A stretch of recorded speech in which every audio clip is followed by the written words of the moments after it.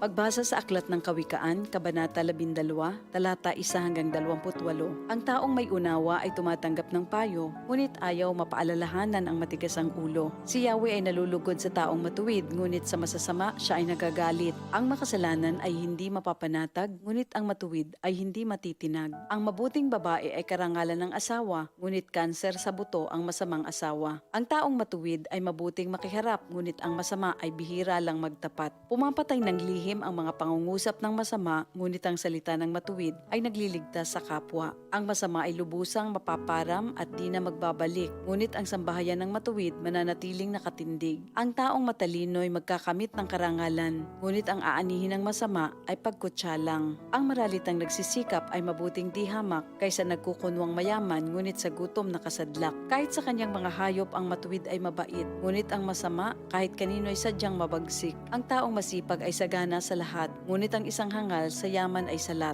Ang nais ng masama ay puro kasamaan, ngunit ang tuntungan ng matuwid ay hindi magmamaliw. Ang masama ay nahuhuli sa salita ng kanyang bibig, ngunit ang matuwid ay malayo sa ligalig. Ang kakamti ng tao ay batay sa gawa o salita, bawat isa ay tatanggap ng karampatang gantimpala. Ang akala ng mangmang ay siya lamang ang tama, ngunit handang tumanggap ng payo ang taong may unawa. Ang pagkainis ng mangmang kaagad nahahalata, ngunit ang mga matatalino di pansin ang pagkutya. Sa pagsasabi ng tapat, lumilitaw ang katarungan, ngunit ang pagsisinungaling ay lumilikha ng kapahamakan. Ang matalas na pananalita ay sumusugat ng damdamin, ngunit sa magandang pananalita, sakit ng loob ay gumagaling. Ang tapat na labi ay mananatili kailanman, ngunit ang dilang sinungaling ay hindi magtatagal. Ang nagbabalak ng masama ay mag-aani ng kapahamakan, ngunit ang nag-iisip ng mabuti magtatamo ng kagalakan. Ang kasamaang palad ay malayo sa matuwid, ngunit ang buhay ng masama ay puno ng ligalig. Namumuhi si Yahweh sa taong sinungaling,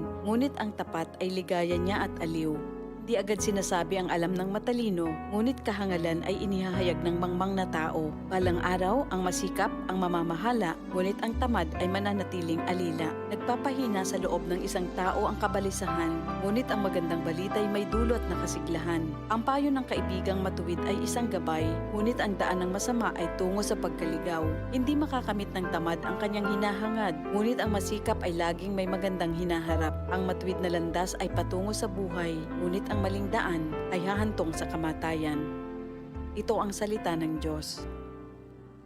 DCXL News, ang himpilan ng RMN.